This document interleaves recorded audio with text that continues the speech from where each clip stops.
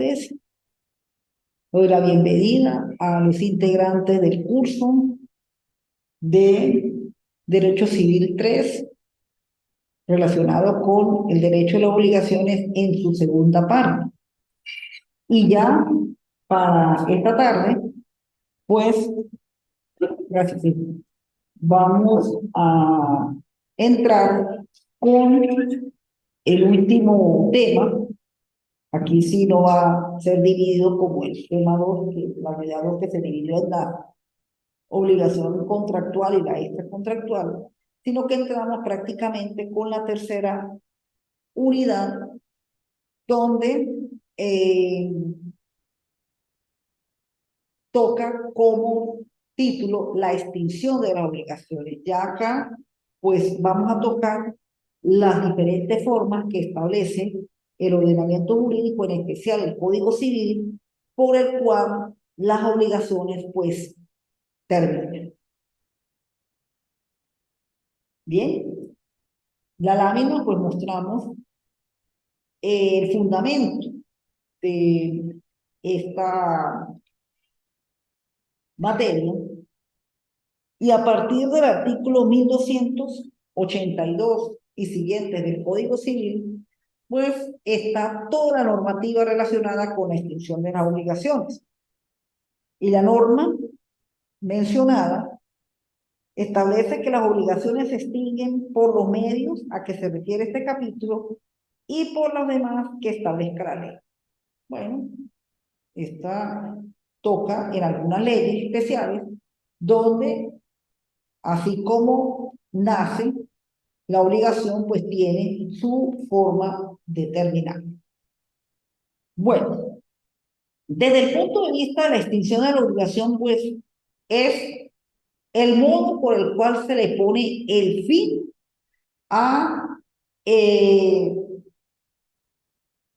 a la obligación realizada. Es decir, prácticamente la extinción de la obligación, pues hasta cierto punto se convertiría en el cumplimiento de la misma.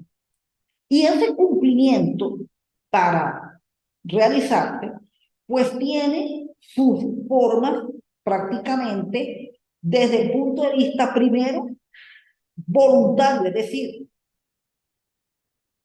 la parte que tiene que cumplir con la obligación, pues voluntariamente realiza su acto. Y mayormente ese acto, pues consiste en darle, por un lado, cumplimiento y por otro lado, ya la finalización de esa prestación o de esa obligación que durante un momento o durante cierto tiempo llevaba a cabo. Entonces, como lo tengo acá en su lámina, dividida en dos, pues depende de la voluntad de las partes. Y de acuerdo a su clasificación, en medios voluntarios directos, aquellos efectuados para realizar el cumplimiento de la obligación, bueno, como se lo acabo de decir, y cuyo tipo por excelencia está, en primer lugar, el pago y los medios voluntarios. El pago. Pago es una de las formas, bueno, más clara determinar una obligación. Y el pago es lo que precisamente le da el carácter de solvencia a quien realice ese pago. Que ojalá, pues, en su gran mayoría, pues se tenga esa voluntad para cumplir a través del pago. Y están medios indirectos que pueden ser también acuerdos que las partes realicen y por lo tanto se cumple con la obligación. Y en eso está la figura de la dación de pago, remisión, mutuo disenso, convenio, novación y delegación. Estos son formas que también pueden hacerlo las partes, e igualmente, por medio de esos acuerdos, se establece que la obligación se ha cumplido y por lo tanto se ha extendido. Y tenemos medios involuntarios, que son aquellos que independientemente de la voluntad de las partes y que son hechos que natural y legalmente hacen imposible el cumplimiento originalmente pactado de la obligación. Es decir, que en un primer momento, pues, vamos a decir, no se paga, pero de repente exista alguna figura que satisface la creencia del otro y por lo tanto llegan a cumplir con obligación. Bueno, acá está por un lado compensación y la confusión desde el punto de vista de acreedor y deudor, pero también existen situaciones en que no entra la voluntad de las partes, sino son circunstancias este, fuera de él. Ya una de ellas la vimos, que fue la causa extraña no imputable, por el cual se exime al deudor del pago de la obligación si prueba la existencia de la misma. Pero también existe una causa que extingue la obligación, que más bien se convierte en, en un castigo al acreedor cuando no ejerció su acción de cobro en el tiempo determinado, que es la llamada prescripción. Porque la prescripción es un modo por el cual se extingue una obligación. Pasa cierto tiempo, existe la deuda no fue cobrada, ni cobrada por el acreedor, ni pagada por el deudor. Entonces, esto hace que el deudor involuntariamente, por el transcurso del tiempo, lo que es esta obligación legal, no la, se extingue la obligación, en cierto punto no la cumplió porque no pagó, pero el tiempo hace que la obligación se extinga y solamente lo que quedaría es el deber de conciencia, se convertiría como en una obligación natural, pero la obligación natural tiene la desventaja que desde el punto de vista coactivo, desde el punto de vista de hacer que se cumpla por medio de un proceso judicial, pues no va a tener ninguna satisfacción el acreedor. Ahí quedaría la voluntad del deudor, del reconocer que sí, que le debía, que tenía que pagar, que bueno, precisamente por la situación de un país, por la situación de la emigración, por la emigración de eso, pues no se pagó ilegalmente, no lo puede cobrar. Pero sí, naturalmente, desde el punto de vista de la conciencia y desde el punto de vista del deber moral, pues pudiera ser que esa obligación se cumpliera. También está la muerte de los contratantes en aquellos contratos que terminan por tal circunstancia. Bueno, acá, aunque la doctrina toca la muerte de los contratantes, pero siempre y cuando el tipo de obligación, pues, de repente no fue declarada, porque si se hace una declaración, las deudas, esa obligación puede ser cobrada tanto por los herederos del acreedor y pagada por los herederos del deudor. Así que, como muy claramente lo dice, en aquellos contratos que terminan por tal circunstancia. Bueno, es porque así lo establece el contrato, pero la ley puede permitir que la misma sea cobrada y pagada siempre y cuando no sea establecido así el contrato. Bueno, entonces vamos a entrar en lo que son los medios de pago, especialmente a tanto voluntarios como involuntarios, de acuerdo a su grado de importancia. Y uno de ellos, pues comenzamos con el pago. El pago que es el cumplimiento de la obligación por excelencia. Es el más normal que se realiza, el pago. Y como lo tenemos aquí en la lámina, constituye el medio de modo voluntario por excelencia en el cumplimiento de la obligación. Desde el punto de vista general, es el medio ordinario o normal de extinción de una obligación. Desde el punto de vista jurídico, el pago es el cumplimiento de una obligación, independientemente que consista en transferencia o entrega de suma de dinero. Sí, porque muchas veces, normalmente el pago pues, puede ser una suma de dinero, pero también puede ser un pago por especie. De repente, no pago con bien, no con dinero, sino pago con bien, con una cosa. Eso también puede considerarse desde el punto de vista, como lo hayan acordado las partes, en un elemento de pago. Aquí la norma del Código Civil, el 1283, establece el pago puede ser hecho por toda persona que tenga interés en ello y aún por un tercero que no sea interesado tal como con tal que obre el nombre y el descargo del deudor.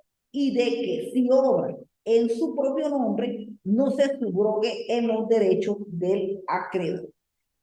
En la norma, pues establece prácticamente dos formas por el cual se puede actuar en la forma de. En primer lugar, el propio deudor. El propio deudor es el primer elemento y es el primero que actúa para hacer el pago. Pero sucede que de repente lo haga un tercero.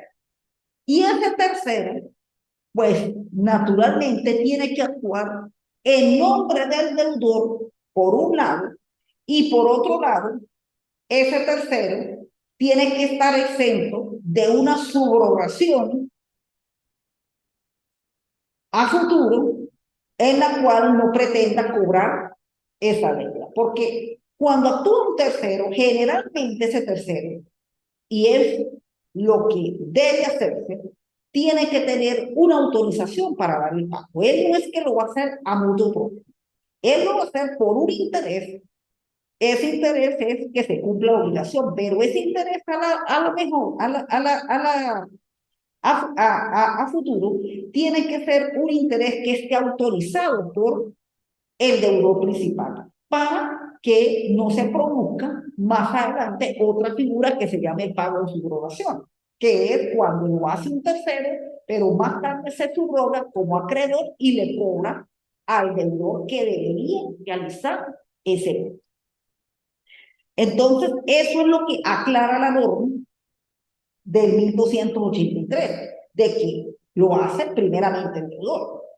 Pero si lo hace un tercero, tiene que ser que haya interés y que esté autorizado por ese deudor para hacer ese pago, siempre y cuando no se subrogue en los derechos del acreedor del deudor principal. Bueno, los elementos de pago. Primero tiene que existir obligación válida. Claro, usted va a pagar lo que realmente contrajo, lo que realmente prestó, y eso tiene que ser válido y, y hasta legal para pagar lo debido. La intención de extinguir la obligación, si yo pago, es para que no quede deuda alguna. Es decir, la intención de pagar. Los sujetos de pago. Generalmente los sujetos de pago existen dos. Acreedor, que es conocido como el solvent, el deudor, el solvent, quien efectúa el pago, que en este caso sería el deudor, y el accipen, que es quien recibe el pago, que en este caso sería el acreedor. Entonces, solvent, quien hace el pago, y el accipen, que recibe el pago, que el primero es el deudor y el segundo es el acreedor.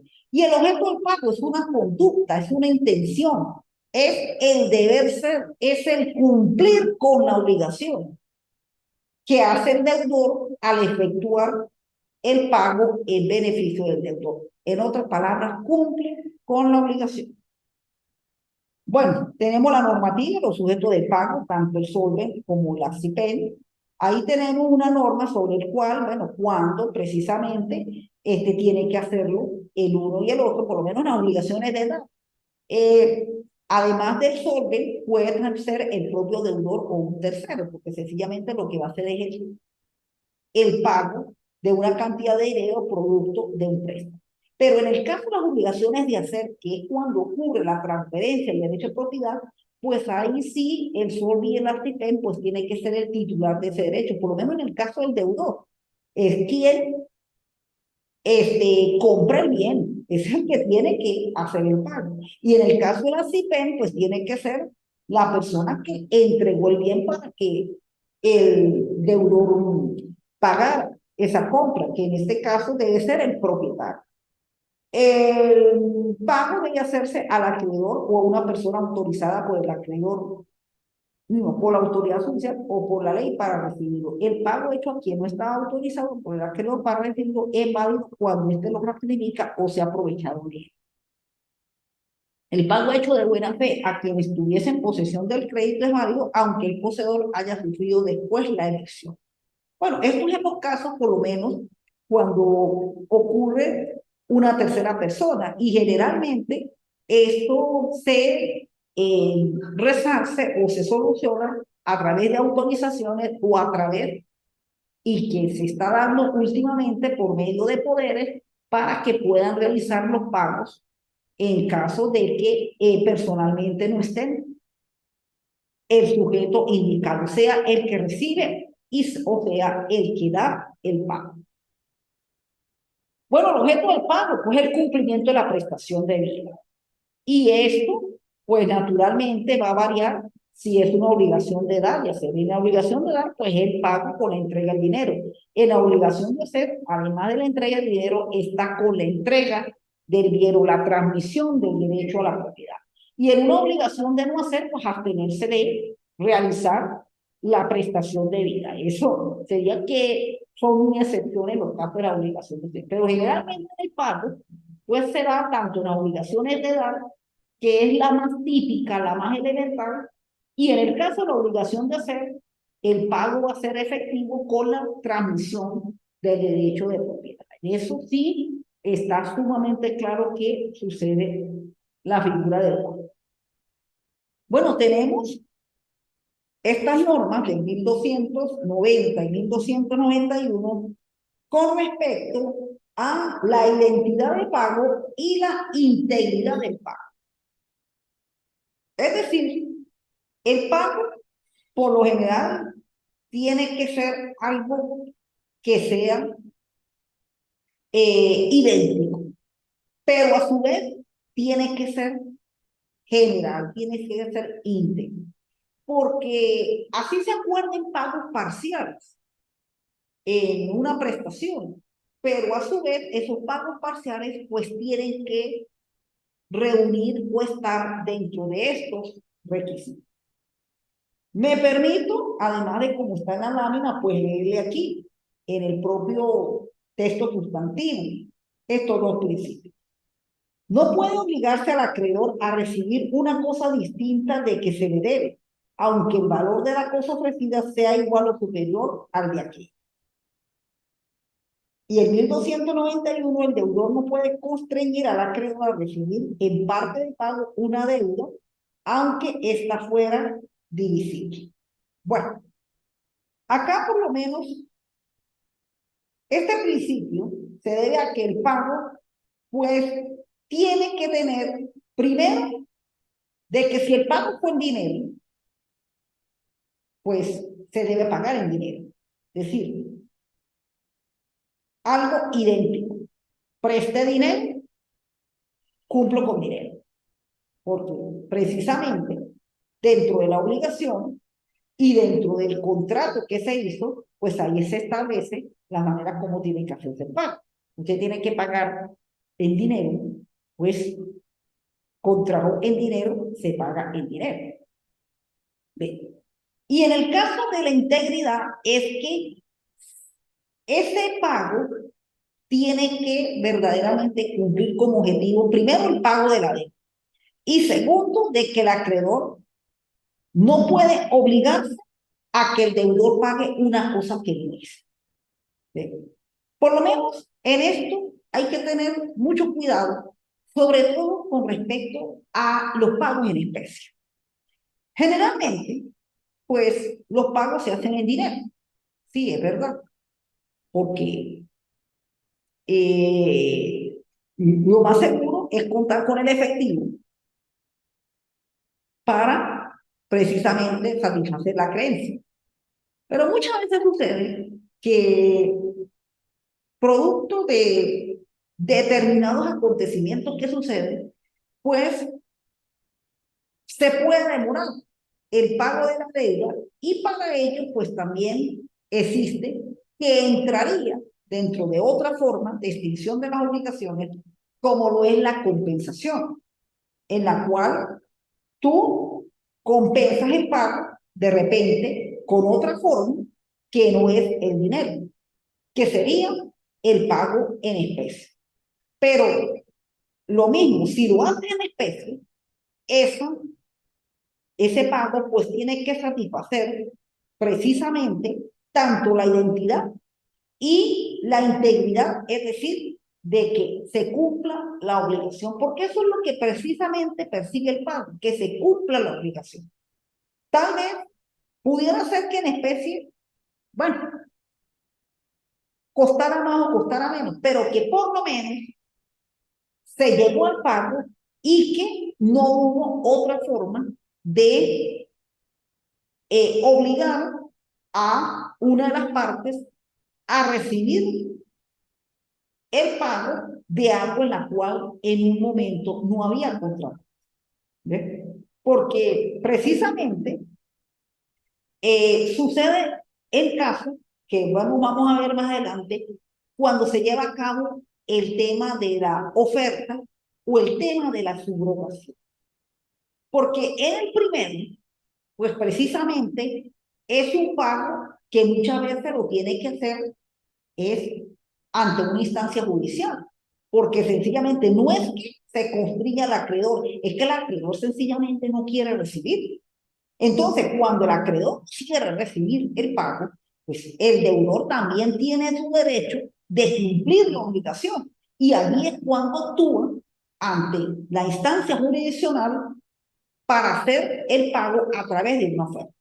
Eso sería muy diferente a la integridad. Acá es que de pronto se le obliga al acreedor en recibir algo que él no está de acuerdo con esa forma de pago. Muy diferente a la oferta. Una cosa es que no esté de acuerdo y otra cosa es que no quiera recibir y eso sucede. Pero tenemos también la figura de la subrogación, en la cual, hasta cierto punto, el deudor, pues, ni cumple con el uno ni cumple con el otro, sino que un tercero cumple con la obligación, sin embargo, la obligación termina para uno, pero nace para otro, que es precisamente lo que sucede con ese deudor, que el deudor por no pagar pagó el tercero, pero ese tercero va a nacer una nueva obligación contra ese deudor de un nuevo acreedor. Esto es lo que se produce mucho con la fianza. La fianza tiene esa situación, que el fiador como no cumple con el primer acreedor, pero él va a pasar a ser su nuevo acreedor. Y el nuevo acreedor contra ese deudor que como no quiso pagarle el primero, ahora le va a tener que pagar a este porque este naturalmente le va a exigir el pago de la obligación completa. Entonces, el pago tiene que ser tanto idéntico, es decir, lo que se prestó, eso se debe pagar. Y que sea naturalmente algo íntegro, algo voluntario, que no se obligue a recibir ese pago, sino que ese pago lo acepta porque realmente eso es lo que se contrata. Bueno, en cuanto a los efectos del pago, pues naturalmente uno de los efectos es la extinción de la obligación. Y también en caso de un pago parcial, pues la deuda se extingue solo en partes que se corresponde. Bueno, y aquí por lo menos, cuando el pago es total, es decir, es efectuado íntegramente y válidamente por el deudor, pues precisamente se extingue además de la obligación contraída los accesorios, por lo menos se extingue lo que los intereses, ya desaparece todo lo que es lo relacionado con el patrimonio, la prenda común del acreedor, etcétera. Es decir, y para ello, pues el pago también se prueba a través del recibo de un finiquito, en la cual pues es lo normal que ocurra cuando se dé el pago para demostrar que se extinguió la obligación. Ahora, en el caso del pago parcial, como precisamente lo menciono ahí en la lámina, este pago aceptado por el acreedor se extingue la deuda solo en la parte correspondiente, de modo que produce una liberación parcial del deudor, los coobligados y los fiadores, aunque las garantías reales, prenda y hipoteca no disminuyen por ser indivisibles. Bueno, acá por lo menos en cuanto al pago parcial, pues sencillamente es de repente si dentro de la obligación es aceptada o no. Porque por lo menos cuando el pago es total, ahí no hay temas que discutir. Pero cuando el pago es parcial, es decir, A contrajo con B, pero resulta que C terminó pagarle claro, le hizo un pago, pero resulta que del todo la obligación no se extingue y la obligación prácticamente continúa. Eso está por lo menos el que pague parcialmente y por lo tanto hay una garantía. La garantía todavía no desaparece. Para que la garantía desaparezca y se extinga, que es lo que precisamente se menciona aquí en la lámina, pues naturalmente tiene que tratar de hacer el pago total con otra forma en la cual pues también extingue la obligación como es la imputación del pago, en la cual aquí el acreedor o el mismo deudor, cuando existen varias obligaciones de igual naturaleza e idéntico objeto, determinan cuál de la deuda se debe asignar para que sea pagada por el deudor. La norma, el 1302 del Código Civil, pues establece esta forma cómo se lleva a cabo la imputación del pago. Quien tuviera contra sí varias deudas de la misma especie tendrá derecho a declarar cuál de ellas se pague y cuál de ellas cuándo se pague y cuál de ellas debe pagar. Pero naturalmente, pues esto tiene que producirse por acuerdo del acreedor y del deudor.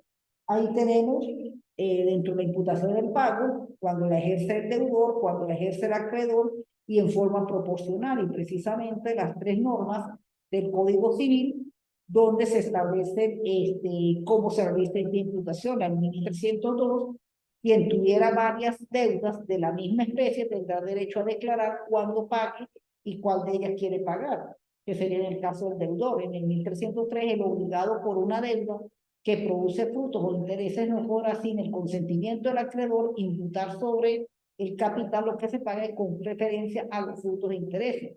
El pago hecho a cuenta de capital e intereses, si no fuera íntegro, se imputará primero los intereses y en el otro, que es cuando se hace de la misma forma, tanto por el uno por el otro, si quien tuviera contra sí varias deudas en favor de la misma persona, aceptar un recibo con el cual el acreedor imputar específicamente la cantidad recibida a una de ellas, no podrá hacer la imputación sobre una deuda diferente cuando no haya habido dolo o sorpresa por parte del acreedor. Generalmente hay que partir de lo siguiente, de que esas deudas, para que se puedan imputar, bien sea tanto por el uno, deudor, por el acreedor o proporcionalmente por ambos, debe consistir sobre lo mismo, no sobre otro tipo de creencias, porque ya entonces se perderían estas formas de pago y naturalmente pues se tendría que pagar cada deuda por separado y la finalidad es que se haga un solo pago y se extinga ese tipo de obligación. De repente, esto pudiera ser muy similar a estos refinanciamientos, que por lo general a nivel de la banca, pues se hace con los créditos, a los fines de poder el deudor realizar esos pagos y de esa manera, pues poder realizar el cumplimiento de la obligación. Tenemos otra figura que es la llamada dación en pago. Como lo indica ahí su concepto, la dación en pago, en sentido amplio, es una institución en la cual el deudor da al acreedor una cosa distinta de la debida, extinguiéndose la obligación entre ambos. La dación en pago se ha tratado de confundir con la novación, con el cambio de objeto, con la compraventa, con la permuta. Bueno, aquí para que la dación en pago, vamos a decir, tenga validez como obligación válida dentro de los elementos del pago, pues esa cosa prácticamente va a ser muy similar a el pago si se hubiera hecho en efectivo, en dinero. Por lo menos esto sucede mucho más que con la permuta, con la novación, con la compensación. Es decir, tú a la hora de la verdad, pues se convierte en deudor y acreedor a la vez, pero más que todo aquí es el deudor. Es decir, esta dación en pago pudiera similarse con el pago por especie, de ser en vez de pagarse con dinero, se paga con especie y a la hora de la verdad, pues también extingue la obligación, porque a la hora de la verdad el dinero y la especie pues van a valer lo mismo. Y si van a valer lo mismo, pues perfectamente esa obligación se cumple exitosamente. Bueno, tenemos elementos y efectos de la dación de pago. la existencia de una prestación, la intención de pagar. Es decir, hay un amigo solvente, el solvent quiere cancelar la obligación. La prestación debe ser diferente a la prestación debida.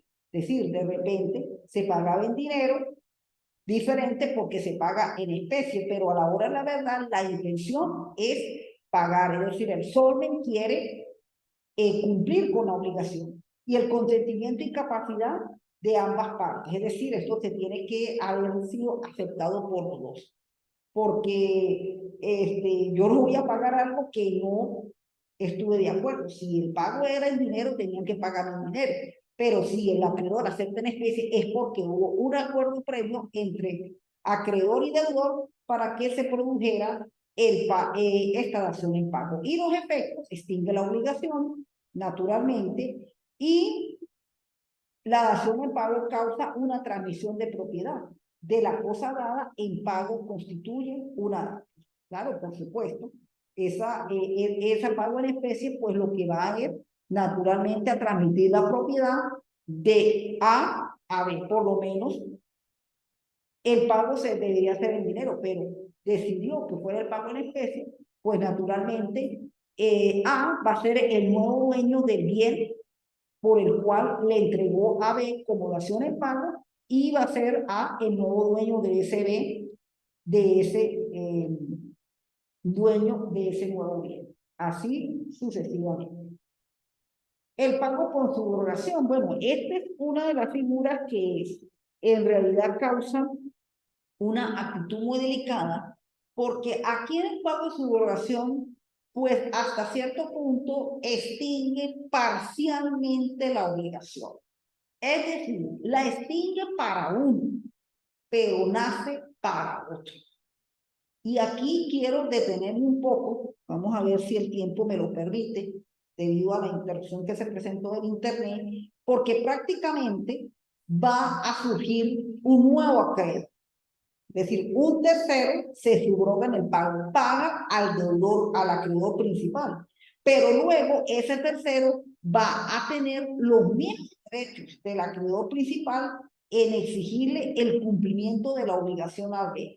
Es decir, extingue la obligación del primer acreedor con respecto al deudor, pero la obligación todavía no se extingue por completo porque van a hacer una nueva obligación de un segundo acreedor que fue deudor con el primero, pero que ahora que se va a convertir en acreedor, en el nuevo acreedor del deudor. O sea, que todavía se sigue manteniendo para ese deudor la misma obligación e incluso hasta puede ser más porque ahí pues sigue cobrando intereses, daños y perjuicios y hasta las gestiones que hizo en el pago de esa acreencia que tenía con el primer acreedor. Por eso, como lo tengo ahí en la lámina, este pago consiste en pagar una obligación hecha por un tercero que adquiere los derechos y la posición del primitivo acreedor respecto al deudor.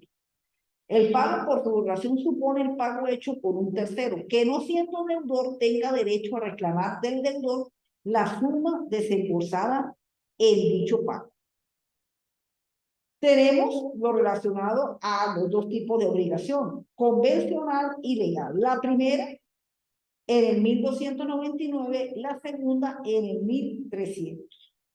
Los dos casos, en el 1299, cuando el acreedor al recibir el pago de un tercero, los subroga en los derechos, acciones y privilegios o hipotecas que tiene contra el deudor. Esta subrogación puede ser expresa y hecha en el mismo tiempo del pago. Y cuando el deudor toma, presta una cantidad a fin de pagar su deuda y de subrogar al prestamista en los derechos del acreedor.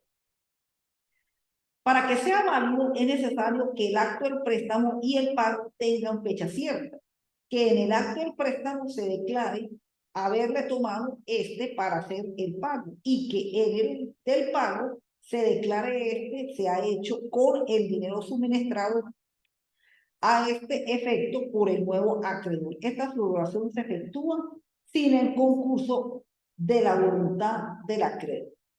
Bueno, acá sencillamente pues viene lo que se dice un pago para saldar una primera deuda.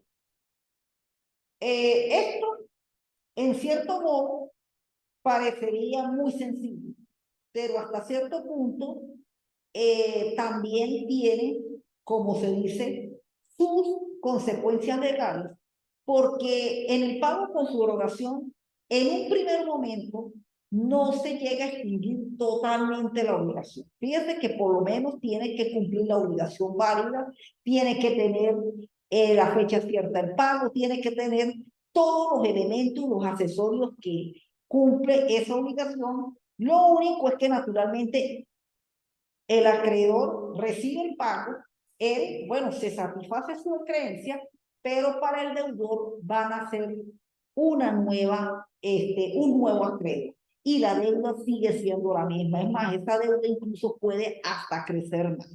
En el 1300, por disposición de la ley, cuando se da el pago por subrogación. ¿En provecho de quién? Siendo acreedor, a un quirografano paga a otro acreedor que tiene derecho de ser preferido en razón del privilegio de la hipoteca. En provecho del adquiriente de un inmueble que le emplea el precio de adquisición en pagar a los acreedores en cuyo favor está hipotecado el fondo. En provecho de quien, estando obligado con otros o por otros el pago de una deuda, tenga interés en pagar y en provecho del heredero beneficio del inventario que ha pagado con sus propios fondos las deudas de la herencia. Bueno, aquí en la subrogación legal pues, son aquellas determinaciones de la ley a los fines de poder realizar determinadas situaciones, por lo menos la liberación de una hipoteca, en caso de juicio de ejecución de hipoteca, la terminación de ese juicio, por supuesto, naturalmente nace una nueva obligación, pero por lo menos es para determinadas situaciones de ley en que esta subrogación es necesaria y naturalmente beneficia a unos determinados objetos en un primer momento del pago de esa subrogación para posteriormente poder saldar esa deuda con el subrogado y de esa manera extinguir la obligación. Bueno, en los efectos del pago por subrogación, el subrogado adquiere todos los derechos y acciones de cuyo lugar se tome y asume los derechos tanto principales como accesorios. El subrogado, por haber pagado, conserva su acción propia contra el gestor por la causa de pago y el subrogado solo puede recobrar su crédito hasta el monto desembolsado por el efectuado. Es decir, lo que pagó, pues eso es lo que va a cobrar, incluso hasta puede cobrar más. Y la oferta de pago, bueno, eso se lo expliqué ya anteriormente, es aquella en la cual, producto de la negación del deudor, del acreedor de recibir el pago, el deudor también tiene el derecho de librarse de la obligación en la cual esa actuación pues la hace ante un tribunal. Hace esa oferta de pago, paga en el tribunal para que el acreedor reciba su pago y de esta manera extinguir la obligación. Ahí tenemos las formalidades tanto del Código Civil y el procedimiento que se encuentra en los artículos 819 y siguientes del Código de Procedimiento Civil.